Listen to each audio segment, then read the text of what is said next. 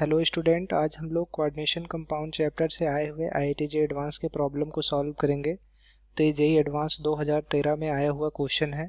इसमें कहा गया है कि निम्नलिखित संकुल आयनों पी, क्यू एवं आर पर विचार कीजिए। इसमें पी दिया गया है, संकुल में Fe F6 और संकुल पे 3 ऋण आयन है, और क्यू संकुल दिया गया है, संकुल में V H2O का होल 6 पूरे संकुल पे 2 धनायन, और आर संकुल दिया गया है Fe H2O का होल 6 पूरे संकुल पे 2 धनायन।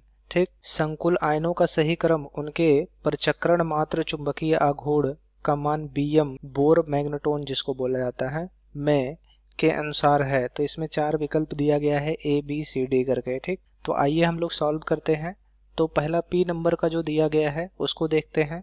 P नंबर में दिया गया है Fe F6 पूरे संकुल पर 3 ऋणायन। ठीक है, तो इसका चुंबकीय आघूर्ण निकालने के लिए सबसे पहले हम लोग जो केंद्रीय धातु परमाणु दिया गया है उसकी ऑक्सीकरण अवस्था निकाल लेते हैं। तो माना Fe की ऑक्सीकरण अवस्था यक्स है, तब यक्स धन 6 गुणे F की ऑक्सीकरण संख्या, और F की ऑक्सीकरण संख्या ऋण 1 होती है, तो यहाँ 6 गुणे ऋण 1 कर देते हैं बराबर ऋण 3। यहाँ पूरे संकुल पे ऋण 3 लगा हुआ है, इसलिए यहाँ बराबर ऋण 3 हो गया। ठीक है, या यक्स ऋण 6 बराबर ऋण 3 होगा, या यक्स बराबर धन 3 हो जाएगा। तो यहाँ Fe की ऑक्सीकरण संख्या धन 3 आ गई। अब Fe का इलेक्ट्रॉनिक विन्यास कर लेंगे। तो Fe जिसका परमाणु क्रमांक 26 होता है का इलेक्ट्रॉनिक विन्यास, तो ए होगा आर्गन जो कि 18 इलेक्ट्रॉनों को व्यक्त करता है, 3d6 4s2 4p हो जाएगा। 4p में कोई भी इलेक्ट्रॉन उपस्थित नहीं है, क्योंकि इसकी ऑक्सीकरण अवस्था धन 3 है, इसलिए Fe धन 3 का इलेक्ट्रॉनिक विन्यास कर लेंगे। तो ए आएगा आर्गन। अब देखिए धन 3 का मतलब ये हुआ कि 2 इलेक्ट्रॉन इसमें से निकल गए और 1 इलेक्ट्रॉन इसमें से निकल गए, तो यहाँ बचेगा 3d5। 4s में कोई इलेक्ट्रॉन नहीं, 4p में कोई इलेक्ट्रॉन नहीं। ठीक है, अब इसको कक्षकों में भर लेते हैं। तो देखिए कुछ इस तरह से होगा। ए 3d5 है, इसमें 5 कक्षक होंगे, और यहाँ 4s हो जाएगा, और यहाँ पर 4p। 4s में कोई इलेक्ट्रॉन नहीं, 4p में कोई इलेक्ट्रॉन नहीं, 3d में 5 इलेक्ट्रॉन, तो 5 इलेक्ट्रॉनों को भर दीजिए। तो सबसे पहले एक एक इलेक्ट्रॉनों को भरेंगे। ठीक, तो ये 5 इलेक्ट्रॉन हो गए। अब देखिए Fe F6 पूरे संकुल पर 3 ऋणायन में F जो होता है वह दुर्बल लिगेंड है, अतः यह इलेक्ट्रॉनों का युग्मन नहीं करा पाएगा, युग्मन नहीं करा पाएगा। ठीक है, तब क्या होगा? तब देखिए बना लेते हैं कक्षक। ए 3d है, इसमें 5 कक्षक होंगे, 4s है, 4p है, और ये 4s है। तो देखिए यहाँ पर 5 के पांचों इलेक्ट्रॉन ऐसे ही उतर जाएंगे। ठीक है, और बाकी जो खाली कक्षक बचे हुए हैं उन खाली कक्षकों में लिगेंड के इलेक्ट्रॉन युग्म आ जाएंगे। तो लिगेंड के इलेक्ट्रॉन युग्म को हम क्रॉस द्वारा व्यक्त कर दिए हैं। 4d भी बनाना पड़ जाएगा। तो देखिए 4 और एक 5, यहाँ पर भी लिगेंड के इलेक्ट्रॉन रहेंगे। तो यहाँ F है, यहाँ F है, यहाँ F है, F और F क्या है? लिगेंड है। तो यहाँ पर लिगेंड एक S कक्षक ले रहा है, 3p कक्षक ले रहा है और 2d कक्षक ले रहा है, तो इसका संकरण sp3d2 होगा। ठीक है, तो ये संकरण हो गया। अब देखिए यहाँ अयुग्मित इलेक्ट्रॉनों की संख्या कितनी है? 5 है। तो यहाँ लिख देते हैं अयुग्मित इलेक्ट्रॉनों की संख्या बराबर 5, इसलिए परचक्रण चुंबकीय आघूर्ण μs बराबर होगा अंडर रूट n कोष्टक में n धन 2। ठीक, जहां n क्या है? अयुग्मित इलेक्ट्रॉनों की संख्या है, यहाँ ये n है। ठीक है, तो यहाँ अयुग्मित इलेक्ट्रॉनों की संख्या का मान रख देंगे।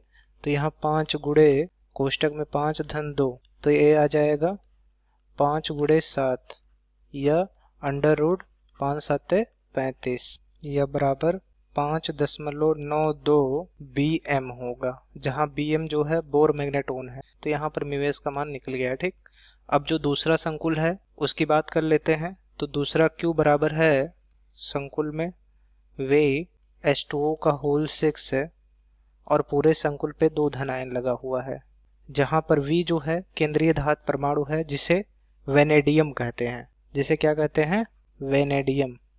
ठीक है, तो ये केंद्रीय धातु परमाणु है। तो माना V की ऑक्सीकरण संख्या यक्स है, तब यक्स धन 6 गुणे H2O की ऑक्सीकरण संख्या 0 होता है।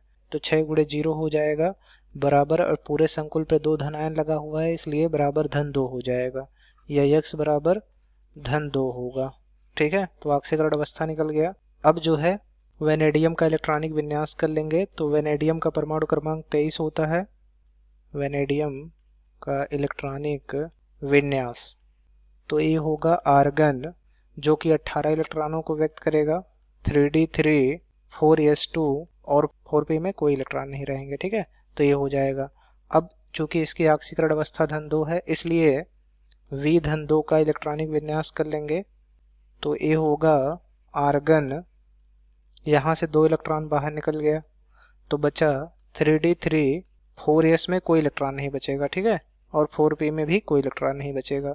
अब इसको जो है कक्षकों में भर देते हैं।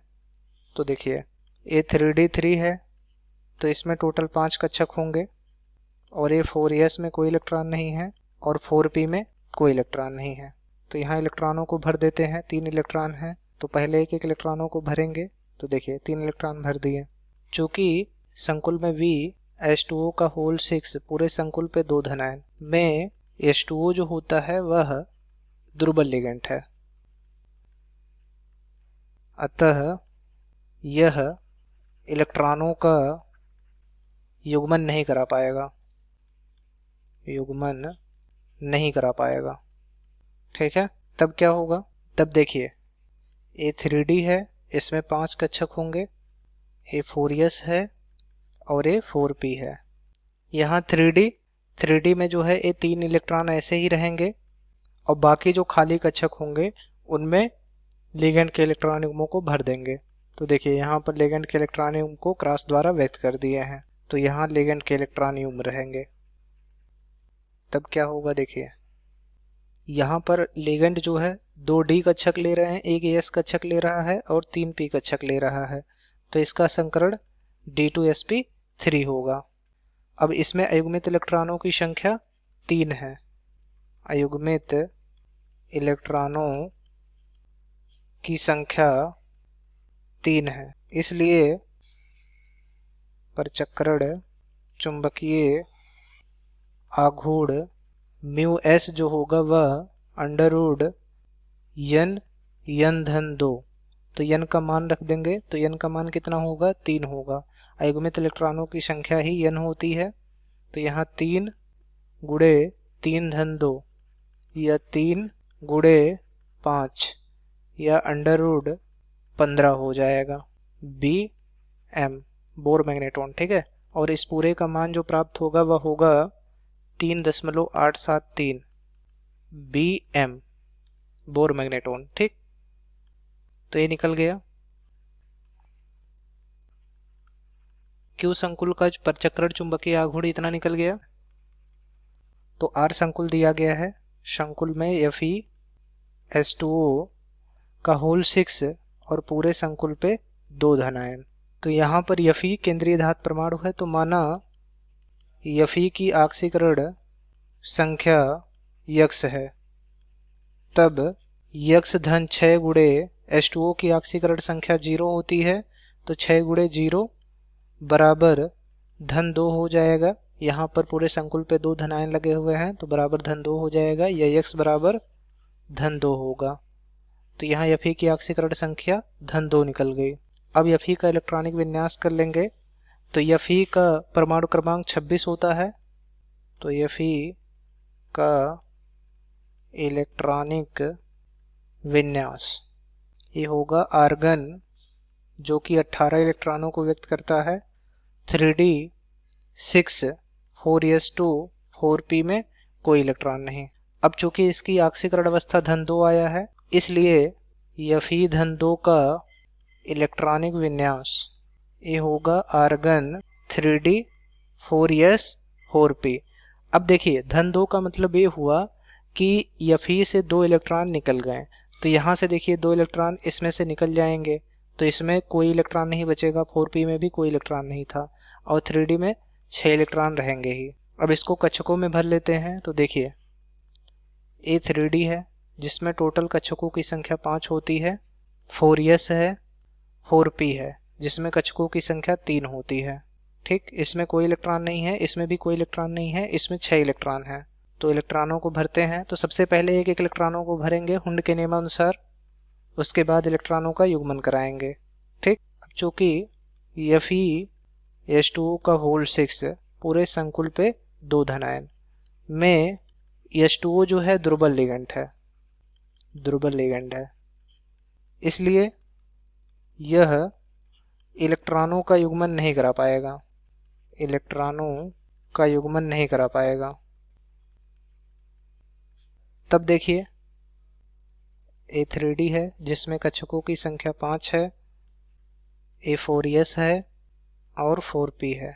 ठीक, तो यहाँ जो इलेक्ट्रॉन रहेंगे वैसे ही होंगे, इनका युग्मन नहीं हो पाएगा। क्यों? क्योंकि H2O जो है दुर्बल लिगेंड है और दुर्बल लिगेंड इलेक्ट्रॉनों का युग्मन नहीं करा पाते हैं। ठीक, अब जो खाली कक्षक बच गए हैं उन खाली कक्षकों में लिगेंड के इलेक्ट्रॉन युग्म रहेंगे। तो लिगेंड के इलेक्ट्रॉन युग्म को क्रॉस द्वारा व्यक्त कर दे रहे हैं, तो यहाँ लिगेंड के इलेक्ट्रॉन युग्म रहेंगे। तो H2O H2O, यहाँ भी H2O, यहाँ पर भी H2O, अभी भी 2 H2O बच रहे हैं, तो कक्षकों की संख्या को बढ़ा देते हैं, तो 4D भी कक्षक बना लेते हैं। तो इसमें 5 कक्षक रहेंगे। तो देखिए अब इस कक्षक में और इस कक्षक में लिगेंड के इलेक्ट्रॉन युग्म रहेंगे। ठीक, तो देखिए यहाँ पर लिगेंड जो है एक S कक्षक ले रहा है, 3p कक्षक ले रहा है और 2 D कक्षक ले रहा है, तो इसका संकरण sp3d2 होगा।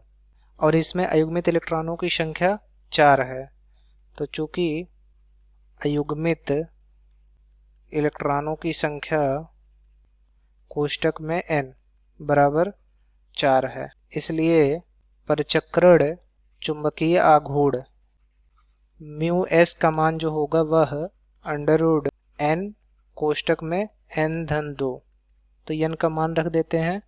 तो n का मान कितना होगा? 4 होगा, तो 4 गुणे कोष्टक में 4-2 या √4 गुणे 4 और 2 6, तो √24 हो जाएगा और इसका मान 4.80 bm होगा।